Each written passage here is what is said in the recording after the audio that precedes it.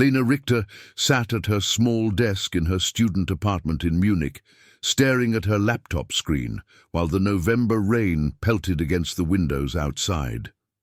It was shortly after midnight, and she should have been asleep long ago. She had an exam in business mathematics waiting for her tomorrow morning, but she just couldn't get the material into her head.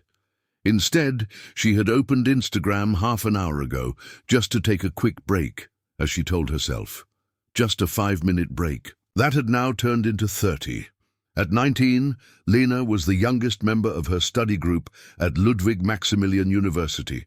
She had graduated from high school with top marks and immediately started studying business administration, driven by the ambition that had already distinguished her at school. Her parents, Margaret and Thomas Richter, lived in Rosenheim, just under an hour from Munich. Her father worked as an engineer at a medium-sized mechanical engineering company. Her mother as an elementary school teacher. They were proud of their daughter, who was the first in the family to go to college, and supported her financially as best they could. Nevertheless, Lena worked part-time in a cafe on Marienplatz to earn some extra money and not be completely dependent. The transition from the sheltered family home to independent student life in the big city had been harder than Lena had imagined. Her roommate Julia, a fifth-semester medical student, was nice, but she spent most of her time in the library or with her boyfriend. Lena had not yet found a real group of friends. The other students in her classes all seemed older, more experienced, more worldly. She often felt like a child trying to keep up with adults. She found the social aspect particularly difficult. While others went to cafes or parties together after lectures, Lena usually sat alone in her apartment and studied. Her school friends from Rosenheim had scattered in all directions, and contact had faded over time. That evening she was scrolling through her Instagram feed when a message request popped up. The sender was named Marcus Brenner. His profile picture showed a man with short dark hair, a well-groomed beard, and a confident smile. He was wearing an expensive-looking shirt and standing in front of a modern glass facade that looked like an office building. Lena hesitated for a moment before opening the message. She usually ignored requests from strangers, but something about this profile piqued her curiosity. The message was short and polite. "Hi, Lena. I hope I'm not disturbing you. I came across your profile via your comment in a business group and was impressed by your insightful thoughts on startup financing. I work in the industry myself and find it refreshing to see young people who are really engaged with such topics. If you ever have any questions about the practical side of things or are simply looking for someone to talk to, feel free to get in touch. Best regards, Marcus." Lena frowned and tried to remember when she had last commented in a business group. In fact, she remembered. 2 days ago, she had asked a question about venture capital financing in a Facebook group for business students and had a lengthy discussion with other members. This Marcus must have been reading along.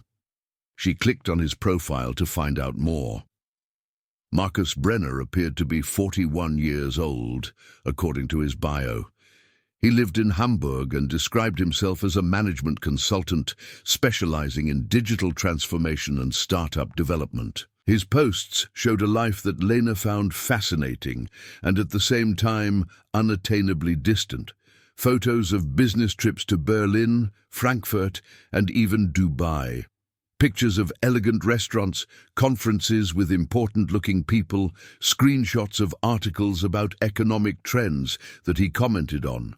There were no references to a partner or family, just occasional photos with business colleagues. Everything looked professional, successful, serious. After a moment's thought, Lena replied, "Hi Marcus, thank you for your kind message.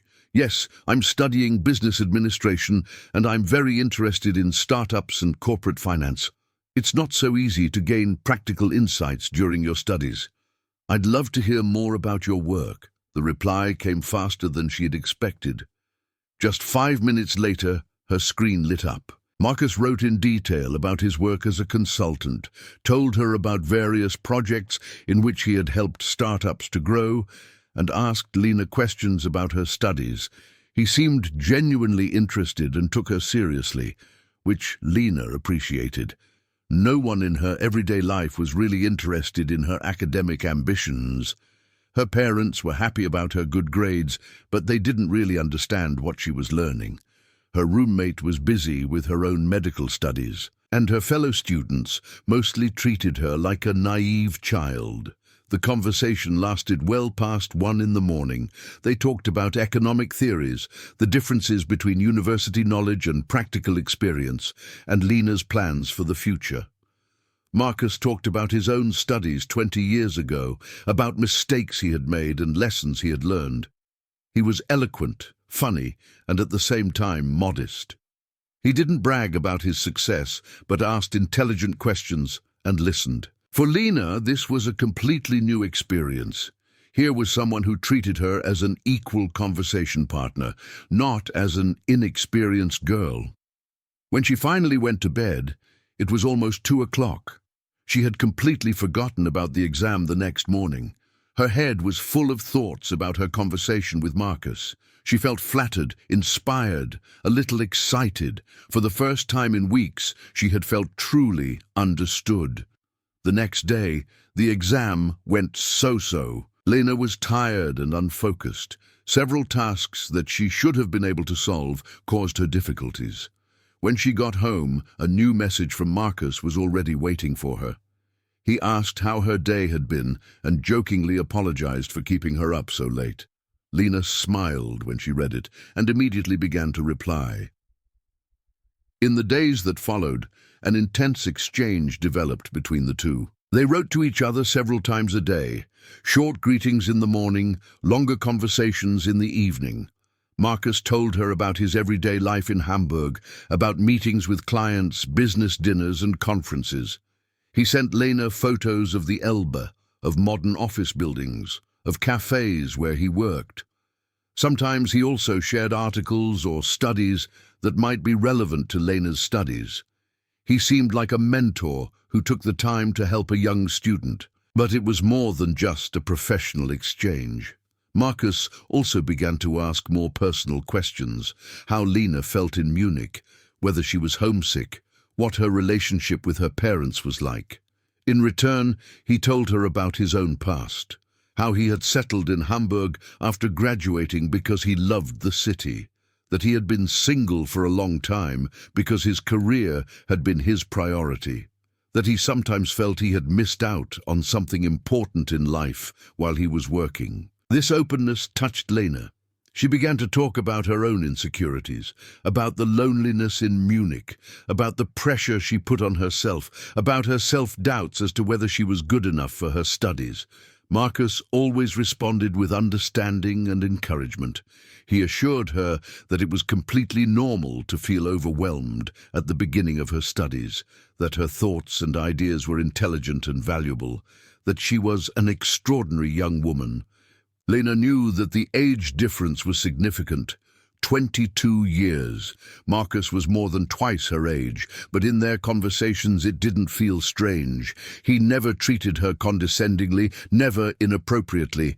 He was respectful, interested, supportive. And for the first time in a long time, Lena felt truly seen and valued. The fact that a successful, intelligent man like Marcus was investing time and energy in conversations with her flattered her bruised self-esteem. After 4 days, Marcus suggested switching from Instagram to WhatsApp because it was more practical for longer conversations. Lena agreed and saved his number. The conversations now became even more frequent and intense. Sometimes they wrote to each other late into the night. Marcus sent voice messages in which his voice sounded warm and reassuring. He told her about books she should read, movies she should watch, places in Hamburg she should definitely visit if she ever went there. On the 5th day, Marcus made a surprising suggestion. He wrote that he was planning a business trip to Munich for the coming weekend and asked if Lena would like to meet for coffee. He emphasized that it was completely non-committal, just a nice conversation between two people who had gotten along well online. If she felt uncomfortable with it, that was perfectly fine. Lena hesitated.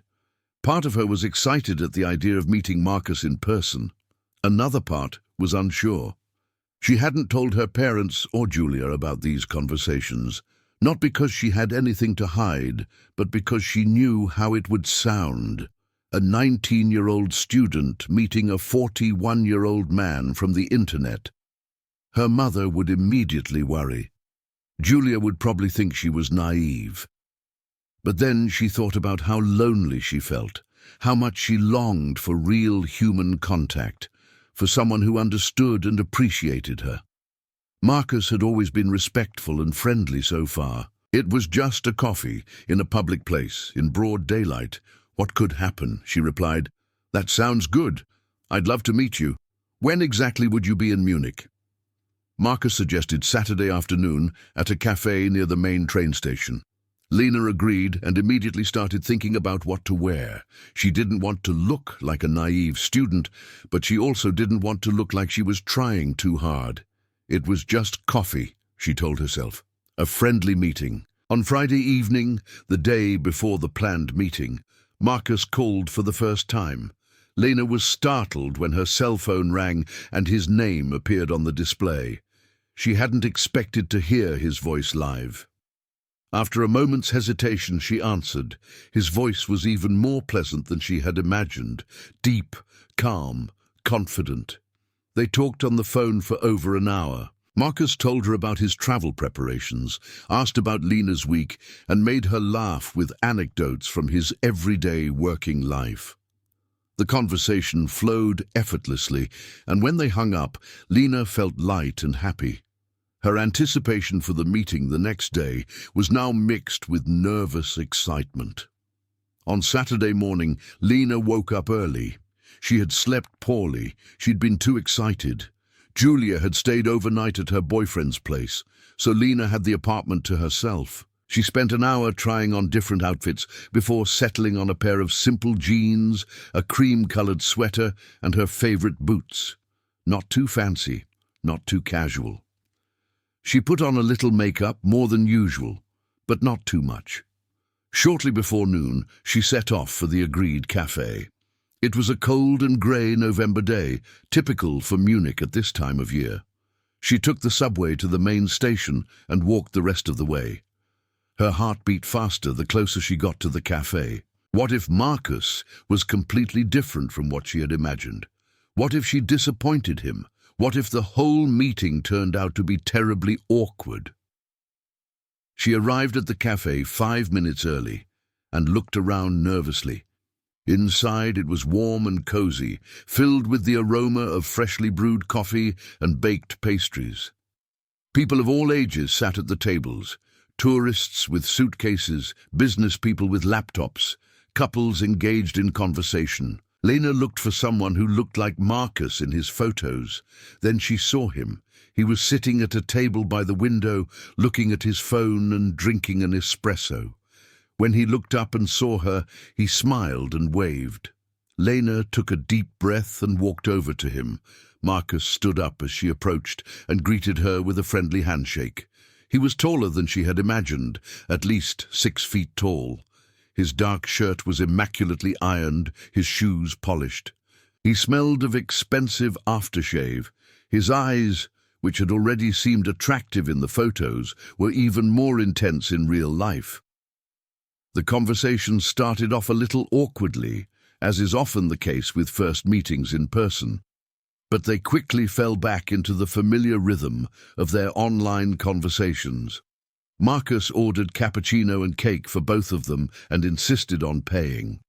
They talked about Lena's studies, his work, Munich and Hamburg. Marcus was charming, attentive and funny. He asked questions and really listened when Lena answered. His body language was open but never intrusive. He respected her personal space. After 2 hours in the cafe, Marcus suggested taking a stroll through the city centre. Lena agreed. They strolled through the pedestrian zone, past shops and street musicians.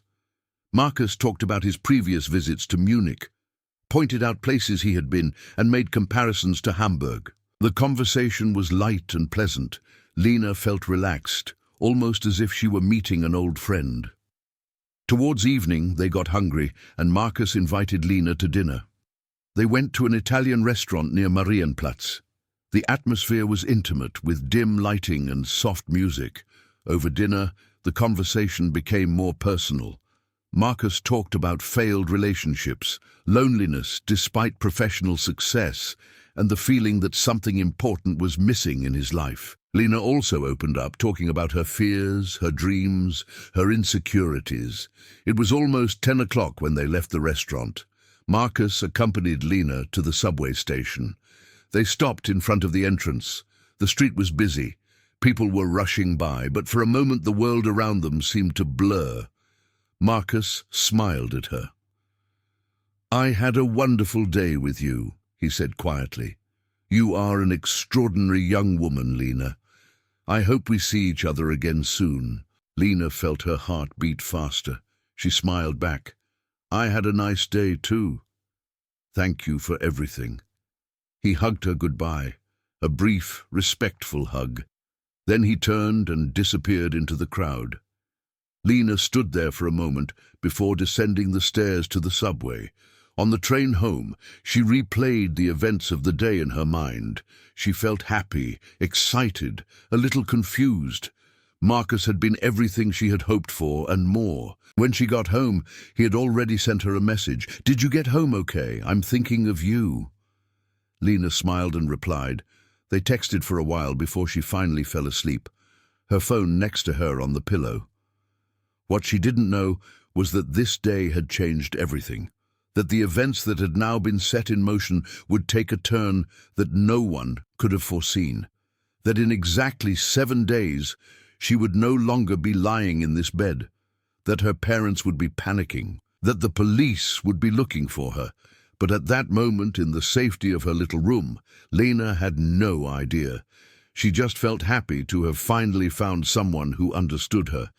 The next few days passed in a blur. Lena and Marcus wrote to each other even more intensely than before. Their personal encounter had created a new level of intimacy. Marcus sent her photos of Hamburg, of his office, of places he wanted to show her. He talked about how much he missed her, how special she was, how much their conversations enriched him. On Tuesday evening, he called and made a suggestion that surprised Lena. He told her about an important business trip to Dubai that was planned for Thursday. A client there wanted to finance a new startup, and Marcus was to take over the consulting. The trip would only last a long weekend from Thursday to Monday. Then came the actual question. Would Lena like to come along? Lena laughed nervously at first. It sounded absurd. She was a student. She had lectures, commitments. And Dubai? That was another world, far away, expensive. Marcus gently interrupted her. He would pay for everything, the flight, the hotel, everything. She wouldn't have to worry about a thing. It was only a long weekend, and she could take Friday and Monday off. Dubai was incredible, a city she had to experience, and he would be happy to share this experience with her. Lena's first impulse was to refuse. It was too fast, too much, too intense. But then she thought about the last few weeks, about the loneliness, the boredom, the feeling of living on the sidelines of her own life. Here was a chance for a real adventure. Marcus was trustworthy and had always behaved respectfully, and Dubai sounded tempting. She promised to think about it. The next morning she woke up with a firm decision. She would go with him. It was crazy, impulsive, completely uncharacteristic of her. But that's exactly why it felt right. She wrote to Marcus that she agreed. His reply came immediately. He was overjoyed. He would take care of all the details. She just had to have her passport ready. The flight would leave Munich on Thursday evening and return on Monday evening. Lena felt a mixture of excitement and slight nervousness. She mentioned the trip only casually to Julia. She told her about an acquaintance who was flying to Dubai on business and had offered to take her with him. Julia was skeptical, but Lena waved it off. Everything was fine. She was old enough to take care of herself. She didn't say anything to her parents. They would only worry unnecessarily. Instead, she sent them a short message saying that she had to study a lot over the weekend and would therefore be unavailable. On Thursday afternoon, Lena packed her small suitcase, summer clothes, sunscreen, her camera. She had never been outside Europe before. Dubai seemed like a fantasy world of skyscrapers and luxury. Marcus had sent her photos of the Burj Khalifa, golden beaches, glittering shopping malls. They met at the airport. Marcus was already there, relaxed and confident. He had booked business class tickets. Lena had never flown business class before. During the flight, they drank champagne, ate exquisite food, and Marcus told her about his previous trips to the Middle East. When they landed in Dubai around midnight, the warm night air welcomed her like a hug. The airport was huge, modern, overwhelming. Marcus confidently navigated them through passport control. A driver was already waiting for them. The hotel was breathtaking, a 5-star resort on the beach with a view of the skyline. Marcus had booked 2 separate rooms, he emphasized. He respected her boundaries. Lena was relieved and at the same time a little disappointed. The next morning, what would later be remembered as a nightmare began. But at that moment, as Lena stood on her hotel balcony and looked out at the turquoise sea, she felt incredibly alive. What she didn't know was that in exactly 3 days, her mother would be at the police station filing a missing person report. In exactly 3 days, no one would know where Lena Richter was. The first day in Dubai was fantastic. Marcus showed Lena the city like an experienced tour guide. They visited the Burj Khalifa, drove through the desert, ate in restaurants with views of the illuminated skyline. Marcus took pictures of her constantly, laughed at her enthusiastic reactions, held her hand as they walked through the crowds. Lena felt like she was in a movie. On Saturday evening, they were sitting in the hotel restaurant having dinner. Marcus suddenly seemed more serious than usual. He told her about his business meeting the next day, which was important for his career. Then he said something that Lena couldn't quite make sense of at first. He had an acquaintance here in Dubai, a business partner named Rashid, who would like to invite them both to brunch. It was important for business relations, Marcus explained. Just a polite gesture, 2 hours maximum. Lena agreed. It seemed like a harmless thing to do. On Sunday afternoon, a driver picked her up from the hotel. Marcus had already gone ahead, the man explained in broken English. She would be taken directly to the villa. Lena got in, still unaware of what was happening. The drive took longer than expected. They left the glittering city center and drove into a residential area that looked luxurious but remote. High walls, security gates, cameras everywhere. The car stopped in front of an imposing white villa. A man in traditional Emirati clothing opened the door. Rashid, he introduced himself with a smile that immediately gave Lena an uneasy feeling. Inside, it was cool and quiet. Too quiet. No brunch had been prepared, no other guests were there. Just Rashid and another man standing silently in the corner. Lena asked about Marcus.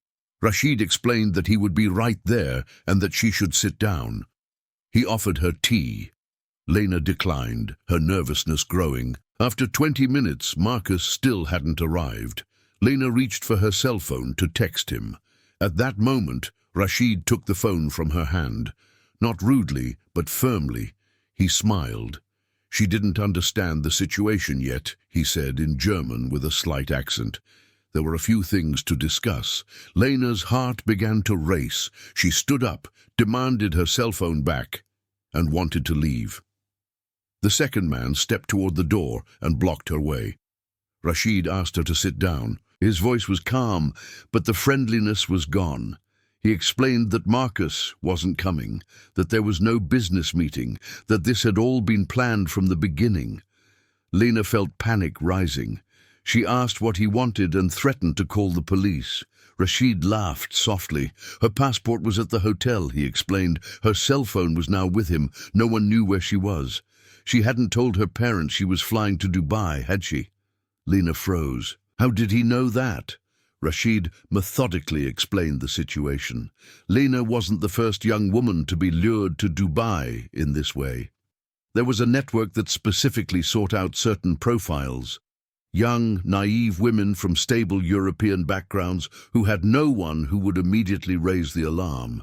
Female students were ideal. Marcus was one of several scouts who searched social media for suitable targets. Lena couldn't believe what she was hearing. The conversations, the connection, the meeting in Munich, it had all been staged. Rashid nodded. Every word, every gesture, every feeling. Marcus was very good at his job. He knew exactly what lonely young women wanted to hear. The next words made Lena's blood run cold. She would stay here until certain conditions were met.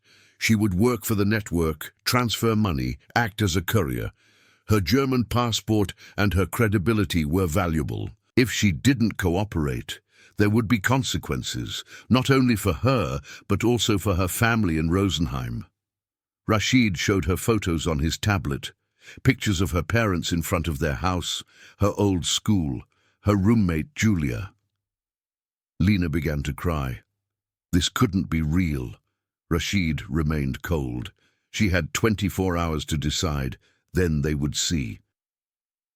He led her to a room upstairs, comfortably furnished, but the door was locked from the outside.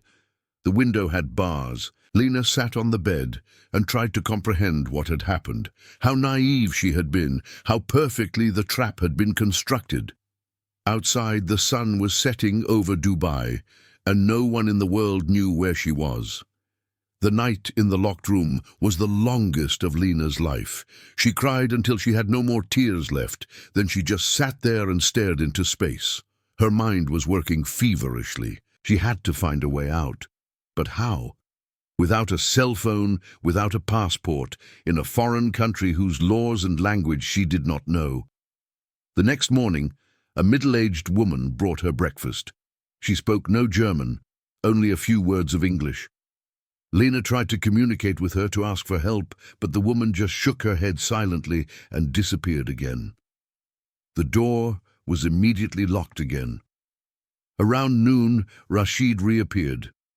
He seemed businesslike, almost friendly. He sat down across from her and explained what was expected of her. She would work as a courier, transporting documents and small packages between Dubai and Europe.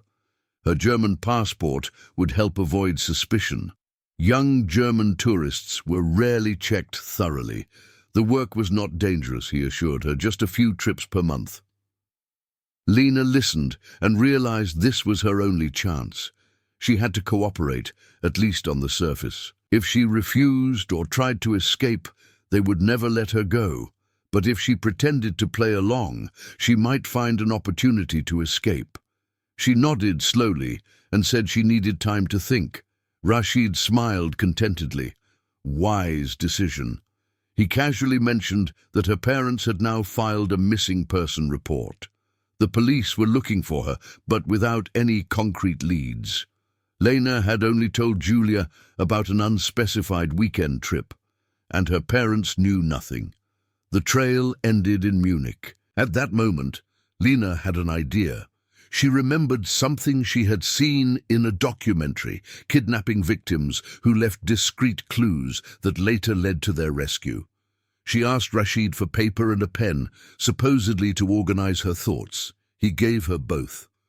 Lena began to write, seemingly at random, but between harmless notes she hid information. Rashid's name, the description of the villa, everything that caught her attention. She tore off the page, folded it small, and hid it in her pants pocket. If she ever got the chance to contact someone, she would have evidence. On the third day, something unexpected happened. Rashid received a phone call that made him visibly nervous. He spoke in Arabic, but his tone betrayed his anger.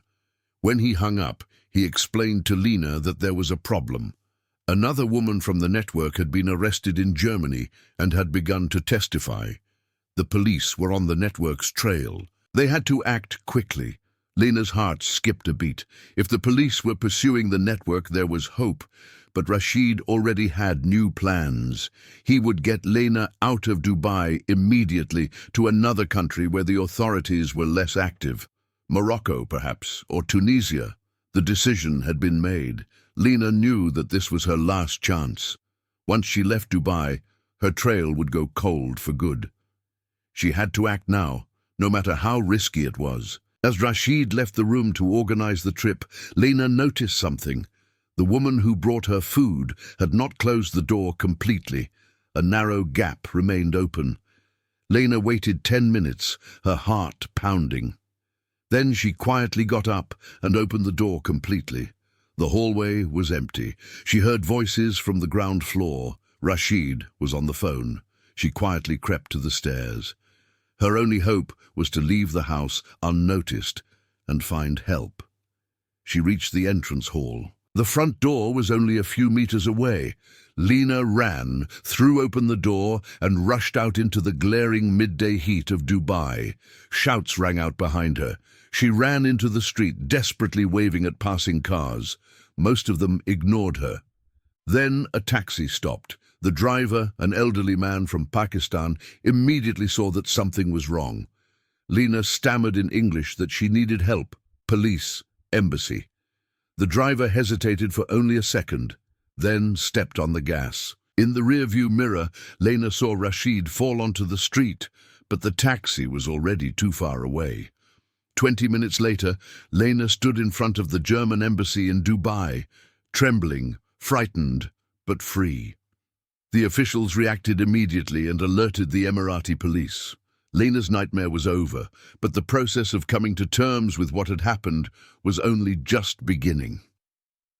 In the air-conditioned rooms of the German embassy, Lena's facade collapsed. An employee named Petra Waldmann, an experienced consular officer in her 50s, led her into a quiet room and offered her water. Lena drank hastily, her hands shaking so badly that she could barely hold the glass. Ms. Waldman spoke to her calmly and reassuringly. Lena was safe now. The police had already been informed, but it was important that Lena tell everything, every detail, while the memories were still fresh. Lena nodded and began to tell her story. About the Instagram message, about Marcus, about the meeting in Munich, about the spontaneous trip to Dubai, about Rashid, the villa, the threats. Ms. Waldman took notes and asked precise questions. Had Lena heard any last names, seen any addresses or phone numbers? Lena remembered the folded piece of paper in her pants pocket. With trembling fingers, she took it out and handed it to the officer. Ms. Waldman read it intently and nodded appreciatively. This information was valuable. Within an hour, Inspector Ahmed Al-Mansouri from the Dubai police arrived. He was a tall man with a grey beard and a piercing gaze. He spoke fluent English and treated Lena with professional respect. He explained that the Emirati authorities took human trafficking and organized crime very seriously. Lena's case would be given the highest priority.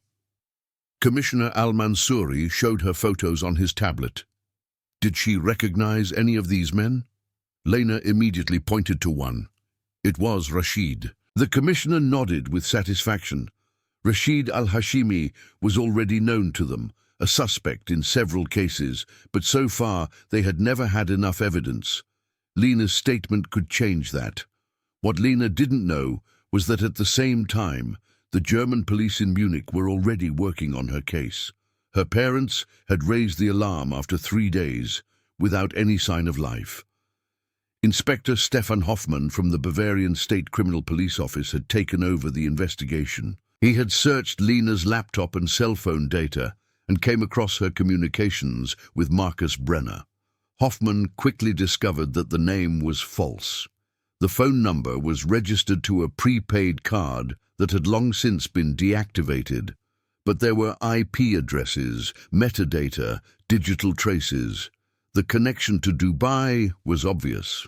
Hoffmann immediately contacted Interpol and the German embassy in the United Arab Emirates. When the news arrived that Lena Richter had turned up alive at the embassy, Hoffman breathed a sigh of relief. He immediately called his colleagues in Dubai and coordinated the next steps. The Emirati police were already planning a raid on Rashid's villa. They wanted to strike before the network had time to react. Lena spent the night in a secure room at the embassy. She couldn't sleep. Again and again she saw Rashid's face in front of her and heard his voice. Ms. Waldman stayed with her and spoke soothingly to her. The next morning, Lena was finally allowed to call her parents. Her mother's voice sounded broken with relief. Margaret Richter cried on the phone, barely able to speak. Thomas Richter took over, his voice trembling. They had been so worried the police had searched everywhere. Lena cried too and apologized repeatedly. She had been so stupid, so naive. Her father gently interrupted her. None of it was her fault. These men were criminals, professionals. Lena was the victim. The most important thing was that she was alive. They would bring her home as soon as possible. In the afternoon, Inspector Al-Mansouri arrived with news. The raid had been successful. Rashid al-Hashimi and 3 other men had been arrested. Computers, documents and evidence of a widespread network had been found in the villa. Lena's statement and her notes had been crucial. But there was also bad news. Marcus Brenner had disappeared. The person behind this name had already left Germany, presumably heading for Eastern Europe. The search for him would continue, but at the moment he was out of reach. Lena felt a mixture of relief and anger. Part of her had hoped that Marcus would also be caught, that he would have to pay for what he had done to her, the lies, the manipulation, the betrayal. Inspector Al-Mansouri promised to continue the investigation. 2 days later, Lena was on a plane back to Munich. Ms. Waldman accompanied her, as did an officer from the Federal Criminal Police Office. Her parents were waiting for her at the airport. When Lena saw them, she broke down again. Her mother hugged her tightly and whispered over and over, "You're home, you're safe." But Lena knew that nothing would ever be the same again. The scars of this week would remain, invisible but deep. Her trust was destroyed, her innocence lost. The world had become darker. 3 months had passed since Dubai. Lena sat in the small consultation room of trauma therapist Dr. Elizabeth Kerner in Munich and tried to find the right words. The nightmares still came every night. In her dreams, she ran through endless corridors, searching for exits that did not exist. Sometimes it was Rashid's voice that haunted her, sometimes Marcus's, gentle and deceptive. She had dropped out of the winter semester. The university had kindly given her the opportunity to start again in the next semester. Her parents had insisted that she return to Rosenheim temporarily. Lena had not objected. She never wanted to set foot in the apartment in Munich, where it had all begun again. Julia had helped her pack her few belongings. Her former roommate had been shocked when she found out what had happened. She blamed herself for not being more attentive, for not asking more questions. Lena assured her that no one but the perpetrators was to blame. The investigation continued. Inspector Stefan Hoffman from the BKA regularly informed Lena about the progress. The network had been larger than initially assumed. Rashid's arrest in Dubai had triggered a chain reaction. Further suspects had been arrested in Germany, Austria, and the Netherlands. At least 12 other young women had been identified who had been contacted in a similar manner. 3 of them had actually disappeared, their cases considered unsolved. Lena's statement now helped to reopen these cases. Marcus Brenner remained missing. The person behind this false name had proven to be a ghost. Different identities, different passports, a pro in the art of disappearing. Interpol had issued an international arrest warrant, but the chances of catching him were slim. This fact gnawed at Lena. The man who had destroyed her world was walking around free, ready to find his next victim. But there were also positive developments. Lena's story, anonymized and with her consent, was picked up by various media outlets. Not sensationalist, but informative. Dr. Kerner had helped her regain control of her narrative. Lena gave an interview for a documentary about online fraud and human trafficking.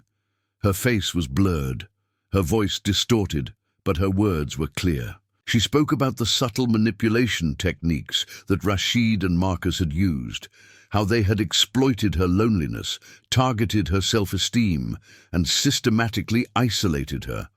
How perfect the deception had been. Experts confirmed in the interview that such methods constituted sophisticated psychological warfare. Even intelligent, educated people could fall victim. The response was overwhelming. Hundreds of women came forward, recounting similar experiences, telling of online acquaintances who had become threatening. Lena's courage to speak publicly inspired others to share their own stories. The Federal Criminal Police Office launched an awareness campaign about romance scams and international fraud networks. In April, the news Lena had been waiting for arrived. The trial against Rashid al-Hashimi would take place in Dubai. The Emirati authorities had summoned her as a witness. Dr. Kerner accompanied Lena in her decision. It would be difficult to return to Dubai, the site of her trauma, but it could also be part of the healing process. The opportunity to face her tormentor, this time not as a helpless victim, but as a self-determined witness. Lena decided to go. This time, she was accompanied by her father and Inspector Hoffman. The trial lasted 2 days. Lena testified clearly and precisely. Rashid sat in handcuffs in the courtroom, avoiding her gaze. She felt no satisfaction, only emptiness. The court sentenced him to 15 years in prison for human trafficking, false imprisonment, and organized crime. Back in Germany, Lena slowly began to rebuild her life. She re-enrolled for the summer semester, but this time in psychology instead of business administration. She wanted to understand what had happened to her, and she wanted to help others who had gone through similar experiences. 2 years later, Lena stood in front of a group of students and gave a lecture on cyber grooming and psychological manipulation. She was now 21, her face having lost its childlike softness. There was a depth in her eyes that did not match her age, but there was also strength in them. She concluded her lecture with the words that had become her mantra. "I thought I had found love. Instead, I found a brutal lesson about modern predators. But I am more than what was done to me. I am a survivor, and my story can protect others. The scars will remain, but they do not define me." The applause was long and sincere. After the lecture, young women approached her, thanked her, and hugged her. One of them, a 19-year-old, whispered, "You helped me realize that I'm not crazy, that it wasn't my fault." Lena smiled, a genuine smile for the first time in a long time. "No," she said, "it was never your fault. And it will never be the next one's fault. That's why we tell our stories, so that predators find fewer victims." Outside, it was snowing lightly. Munich in winter. Lena pulled her coat tighter and stepped out into the cold. Somewhere out there, Marcus was still walking free, but Lena had stopped searching for justice. Instead, she had found peace in her own way. And that was worth more than any revenge. She had come home, not to a place, but to herself.